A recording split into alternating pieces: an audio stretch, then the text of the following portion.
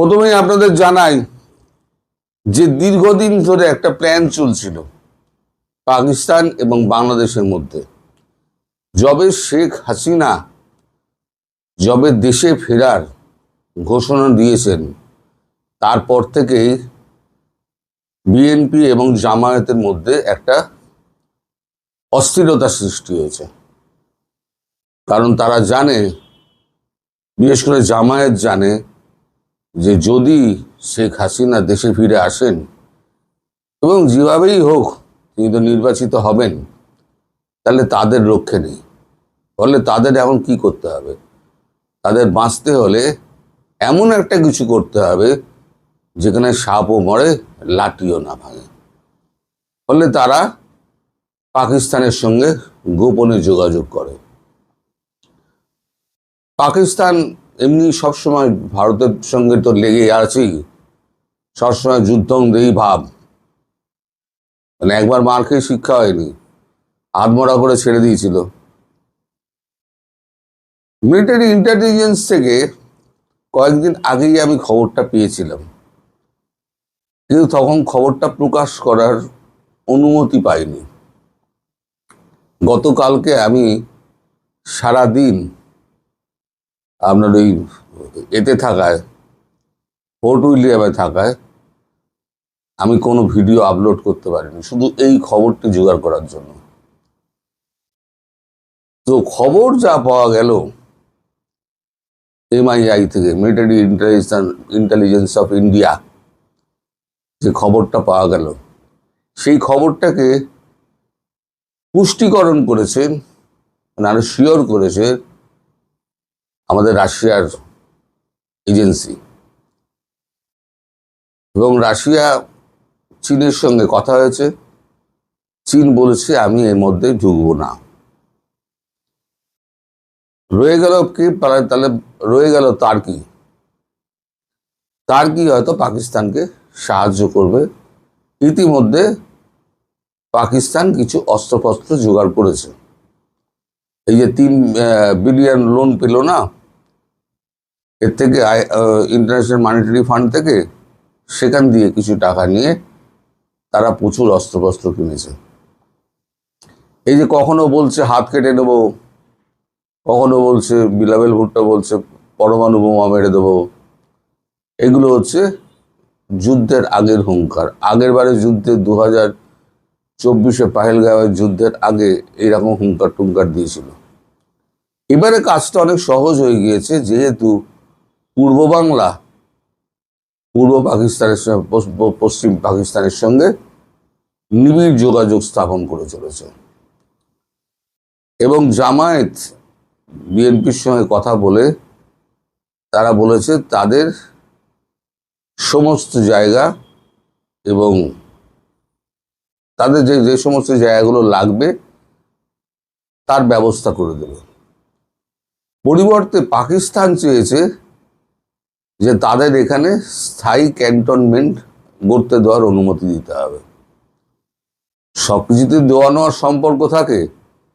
পাকিস্তান চেয়েছে বাংলাদেশে বেশ কয়েকটা ক্যান্টনমেন্ট করবে। জামায়াতও রাজি হয়েছে। বিএনপি একটু মানে গড়িমসি করলেও জামায়াতের চাপের কাছে বিএনপি নত হয়েছে এবং এটা করেছে, স্বীকার করে নিয়েছে যে যদি এখানে 2-3টে যদি ক্যান্টনমেন্ট করতে চায়, একটা হচ্ছে সীমান্তবর্তী অঞ্চল এই মালদা মুর্শিদাবাদের দিকে, একটা হচ্ছে 7 সিস্টার, আর একটা হচ্ছে আপনার ওই এর দিকে, কি বলে জায়গাটা আমি ভুলে গেলাম, কিষেনগঞ্জের দিকে। 3টে জায়গায় তারা 3টে ক্যান্টনমেন্ট করতে চায়। তো এখন এটা যখন ভারতবর্ষের কানে এসছে, ভারতবর্ষ তখন বুঝে গেছে যে এই শেখ হাসিনাকে নিয়ে কূটনৈতিকভাবে ভারতবর্ষ যেরকম এগোচ্ছিল, এখন আর কূটনৈতিকভাবে এগোনো যাবে না। এবং বাংলাদেশের ওপরে যে আঘাতটা ভারত হানতে চায়নি, এখন সেটা অবশ্যম্ভাবী হয়ে গিয়েছে। বাংলাদেশে জামায়াত এবং বিএনপি এরা দুজনে মিলে মানে যত জায়গা জমি দেওয়ার ব্যাপারে এবং সাহায্য করার ব্যাপারে এরা যে কথাবার্তা বলতে এসছে, সেখানে তারা হ্যাঁ করেছে। কিছুদিন আগে আপনাদের মনে আছে জাহিদুর রহমান, তিনি কলকাতায় এসেছিলেন। কলকাতায় এসে তার একটা কি প্রোগ্রাম ছিল, কি একটা ওই জায়গা, প্রোগ্রামটার নাম ভুলে গিয়েছি আমি। তাকে ঢুকতে দেওয়া হয়নি, কারণ তিনি প্রোগ্রামটা অ্যাটেন্ড করে তিনি কিছু লোকের সঙ্গে দেখা করার প্ল্যান করেছিলেন। তার ওই যে ভিজিটটা ছিল, এখানে পাকিস্তানের যে অ্যাসেট আছে সেই অ্যাসেটদের সঙ্গে কথা বলা, সেটা ভারতবর্ষ বুঝতে পারে এবং ভারতবর্ষ তাকে ঢুকতে দেয়নি। এবং আপনারা প্রশ্ন করতে পারেন, প্রশ্নটা আমিও করেছিলাম, যে পাকিস্তানকে একসঙ্গে বেড়ে একেবারে শেষ করে দেওয়া হলো না কেন? এটা নিয়ে আমারও প্রচুর ভেতরে ভেতরে রাগ ছিল, যে যখন ধরলো তখন ওর একেবারে সাপের মাথা কাটলো না কেন? উত্তরটা হচ্ছে, ভারতবর্ষ এমন একটা দেশ রাখতে চায় যে দেশটার ওপরেতে তার তৈরি অস্ত্র এগুলো পরীক্ষা করতে চায়। পাকিস্তান হলো দ্য বেস্ট, একই শত্রু বলে সারা পৃথিবীতে পরিচিত আছে। তারপরেতে পাকিস্তানের অস্ত্রশস্ত্র যা ব্যবহার করেছে ভারতবর্ষ একটাও ভারতবর্ষ ঢুকতে দেয়নি, আকাশ তীর সব আটকে দিয়েছে। এখন এবার আবার নতুন কিছু অস্ত্রশস্ত্র আবার তৈরি হয়েছে, যেগুলো এই গত 2 বছরের মধ্যে যেগুলো লাস্ট স্টেজে ছিল সেগুলো শেষ হয়ে এসছে, সেগুলো এখন পরীক্ষার প্রয়োজন হয়ে গেছে। তা পরীক্ষা করতে গেলে একটা প্রচন্ড রকম যুদ্ধ চাই। সেই যুদ্ধে কয়েক বিলিয়ন হয়তো খরচা হবে, কিন্তু ভারতের অস্ত্র বিক্রির মার্কেট অপারেশন সিঁদুর 1-এর পর যেভাবে বেড়েছে 6% থেকে 56%, এখন তো সবাই তো আপনার ব্রহ্মোস চাইছে, পিনাকা চাইছে। আর একবার যদি ইউএই পিনাকা আর ব্রহ্মোস নিয়ে নেয়, তাহলে দেখবেন সব কিন্তু আপনার ওই ওআইসির দেশগুলো সব কিন্তু ভারতবর্ষের অস্ত্র কিনবে। আর এদের প্রচুর টাকা, আর ভারতবর্ষ প্রচুর বানিয়ে রেখে দিয়েছে, চাইলেই দিয়ে দিতে পারবে। তো অস্ত্রের ভান্ডার যেমন সমৃদ্ধ হচ্ছে, তেমনি অস্ত্র ব্যবসা যেটা আমেরিকা করে থাকে, যে অস্ত্র বিক্রি করো, সেটাও করে যাচ্ছে।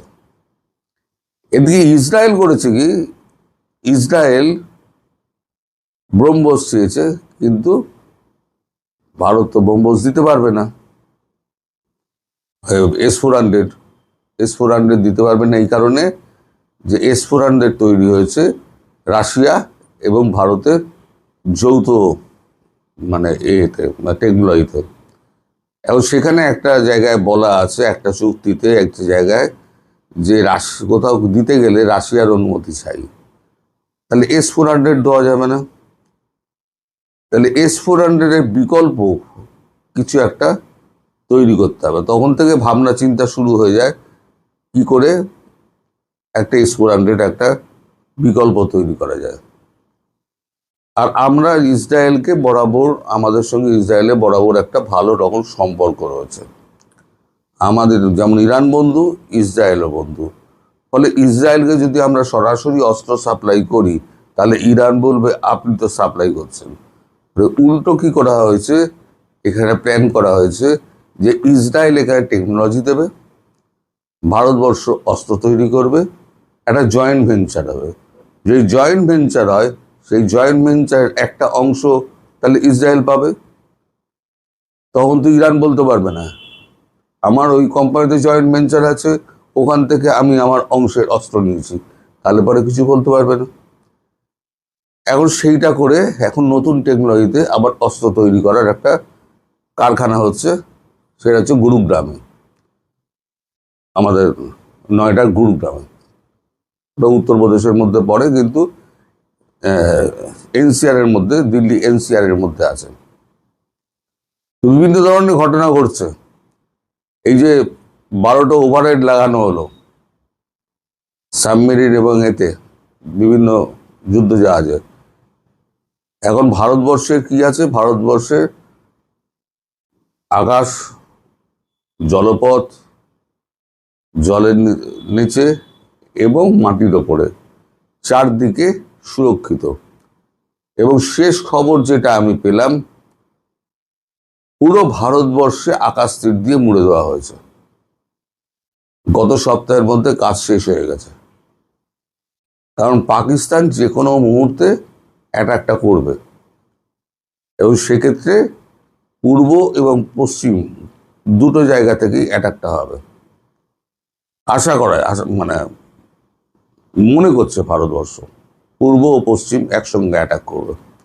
কারণ ওরা বরাবরই বলে আসছে আমরা পূর্ব দিক দিয়ে অ্যাটাক করবো, কারণ পূর্ব দিক দিয়ে অ্যাটাক করলে পরে খুব সহজ অ্যাটাক করা। যার জন্য আমি এসএসবির কথা বলেছিলাম না, 4 ব্যাটালিয়ান গেছিল, তার মধ্যে 2 ব্যাটালিয়ান এসএসবি আছে। এসএসবিকে তখন ওই কারণে পাঠানো হয়েছিল, তখন আমি কারণ জানতাম না, শুধু পাঠানো হয়েছে এইটুকু বলেছিলাম। এখন কারণটা জানতে পারলাম, যেটা হচ্ছে এই কারণ, যে কোনো মুহূর্তে হয়তো অ্যাটাক হতে পারে। আর পাকিস্তান আক্রমণ করছে এই কারণে, পাকিস্তানের ভেতরে এত অস্থিরতা, মানুষ পাগল হয়ে গিয়েছে। এখন একটা যুদ্ধের মতো পরিস্থিতি যেই তৈরি হয়, সব মানুষকে তাহলে দেশাত্মবোধের খাতিরে এক করে নেওয়া যাবে এবং নজরটা ঘুরিয়ে দেওয়া যাবে। ঠিক এখানেও বাংলাদেশেও তাই। দ্রব্যমূল্য থেকে আরম্ভ করে বিদ্যুতের জ্বালানি আপনার দাম আকাশ ছোঁয়া হয়ে গিয়েছে। সাধারণ মানুষের মানে খাওয়ার মানে ক্রয় ক্ষমতার বাইরে চলে গিয়েছে। তাহলে এখানেও একটা যুদ্ধ পরিস্থিতি যদি তৈরি হয়, তাহলে নজর ঘুরে যাবে। ওখানেও একটা যুদ্ধ পরিস্থিতি তৈরি হলে পাবলিকের নজর ঘুরে যাবে। ফলে দুইজনের যে লক্ষ্য, সেই লক্ষ্য পূরণের একটাই পথ, সেটা হলো যুদ্ধ। ভারতবর্ষের সঙ্গে 2 ফ্রন্ট দিয়ে যুদ্ধ করো। ভারতবর্ষ তৈরি হয়ে আছে, এইবার যখন মার খাবে, ভারত তো চাইনি, কেউ দোষ দিতে পারবে না ভারতবর্ষকে, ভারতবর্ষ কিন্তু চাইনি। এ ব্যাপারে মার্কো রুবিও এসেছিলেন কথা বলতে। মার্কো রুবিওকে পরিষ্কার বলে দেওয়া হয়েছিল, আমি তখন বলেওছিলাম যে আপনাদের সাহায্য লাগবে না, আমরা আমাদের মতো কাজ করে নেব। এবার তার্কিকে আটকানোর জন্য গ্রিসকে লাগিয়ে দেওয়া হয়েছে, আর্মেনিয়াকে লাগিয়ে দেওয়া হয়েছে, যাতে তার্কি সাহায্য না করতে পারে। ধরুন সোমবার দিন যে যুদ্ধ আরম্ভ হয়, তাহলে শনিবার থেকে, মানে গত শনিবার থেকে ধরুন 4 তারিখে একটা যুদ্ধ শুরু হবে, খবর তো সবাই রাখে, তাহলে 2 তারিখ থেকে গ্রিস এবং আর্মেনিয়া দুজনই তার্কিকে অ্যাটাক করবে। তার জন্য প্রয়োজনীয় অস্ত্রশস্ত্র সব ভারত দিয়ে রেখে দিয়েছে। আচ্ছা, ওদিকে আজারবাইজানের সঙ্গে বন্ধুত্ব আছে, আজারবাইজান যোগ দিলে আজারবাইজানও মার খাবে। তো সব মিলিয়ে এখন কঠিন পরিস্থিতি। যে কোনো মুহূর্তে, যে কোনো দিন যদি পাকিস্তান পরমাণু ভয় টয় দেখাচ্ছে, পরমাণু মারতে পারে, পরমাণু নেই ওদের কাছে, নেই, খোলটা পড়ে আছে, ওইটি দেখায়, মিসাইল মারবে। আর এর থেকে প্রচুর নিয়েছে, কি বলে, ড্রোন নিয়েছে তুর্কি থেকে। সেই প্রচুর ড্রোন যেটা নিয়েছে, ওই যে $2-3 বিলিয়ন যেটা ইন্টারন্যাশনাল মানিটারি ফান্ড থেকে পেয়েছিল, সেখান থেকে কয়েক হাজার ড্রোন নিয়েছে। এবার পর 300-400 করে ড্রোন মারবে, কতগুলো আটকাবে? গতবারও মেরেছিল, কিন্তু ভারতবর্ষের মাটিতে একটাও পড়েনি। একটা বোধহয় পড়েছিল, কোনো পাঞ্জাবের কোনো ক্ষেতে একটা পড়েছিল। তো এই যে ড্রোন টেকনোলজি, এই ড্রোন টেকনোলজিটা এখন বিশ্বের বৃহত্তম একটা শক্তিধর অস্ত্র হিসেবে দাঁড়িয়ে গেছে। আর আমরা ড্রোনকে মিসাইল দিয়ে মারি না, আমরা 12 টাকা 14 টাকার গুলি আমরা অটোমেটিক্যালি ওই গুলি গিয়ে মেরে দেয়, অত মিসাইল ব্যবহার করি না, যেটা আমেরিকা করে আমেরিকা লস খেয়ে গেছে। কারণ আমেরিকার ওই পদ্ধতি নেই, ভারতবর্ষ যে পদ্ধতিটা বার করেছে। যাই হোক, আপনারা অপেক্ষা করুন, তবে শেখ হাসিনার ফেরা আটকাতে পারবে না। যদি তাড়াহুড়ো করে তাহলে 4-5 দিনের মধ্যে সব সাফাই হয়ে যাবে। আর এই বাংলাদেশের মধ্যে যদি শুরু হয় একবার, বাংলাদেশের মধ্যে যে জেহাদিগুলো আছে খুঁজে খুঁজে খুঁজে খুঁজে খুঁজে খুঁজে কিন্তু মারবে, ভারতবর্ষ ছেড়ে দেবে না, খুঁজে খুঁজে মারবে। আর এখানে ক্যান্টনমেন্ট ঘুরতে দেওয়ার তো কোনো প্রশ্নই নেই পাকিস্তানকে। আমাদের ঘাড়ের গোড়ায় ক্যান্টনমেন্ট করবে তো হতেই পারে না। আসলে পূর্ব পাকিস্তান এই যে চলে গেছে শেখ মুজিবের হাত ধরে, এটা পাকিস্তান এখনো মেনে নিতে পারছে না। তার মেয়ে শেখ হাসিনা তাকেও সহ্য করতে পারে না। সে গদিতে বসে আবার পাকিস্তানের সঙ্গে করবে, ঝগড়া করবে বা পাকিস্তানকে সাহায্য করবে না, এটা পাকিস্তান মেনে নিতে পারে না। ফলে পাকিস্তান ধীরে ধীরে ধীরে ধীরে বাংলাদেশে ঢোকার চেষ্টা করছে। আজকে ক্যান্টনমেন্টের কথা বলছে, কালকে পুরো ফৌজ নিয়ে আসবে, তারপরে দেখবেন বাংলাদেশের সেনাদের ট্রেনিং দিচ্ছে। এমনি ট্রেনিং নিতে গেছিল বাংলাদেশ সেনারা, তারপর দেখবেন বর্ডারে সমস্ত পাকিস্তানি সেনা দাঁড়িয়ে গেছে বাংলাদেশ সেনার পাশাপাশি। সেই সুযোগ ভারতবর্ষ দেবে না। ফলে যখন মার হবে তখন কিন্তু ম্যাক্সিমাম লেভেলে মার হবে, আর সেটা দিনক্ষণ ঠিক করে হবে না, খুব তাড়াতাড়ি হবে। এই খবর গতকাল আমি সারাদিন ধরে কালেক্ট করেছি, কালকে কোনো ভিডিও আপলোড করতে পারিনি, তার জন্য দুঃখিত। কিন্তু আজকে একেবারে সকাল সকাল ভিডিওটি করে আপনাদেরকে হাজির করছি। আপনারা অবশ্যই কমেন্ট করে আমায় জানাবেন যে এই খবর আপনাদের কতটা উপকারে লাগবে। সবাই ভালো থাকবেন, সুস্থ থাকবেন, সাবধানে থাকবেন। মুক্তিযুদ্ধের জয় হবেই হবেই। নমস্কার।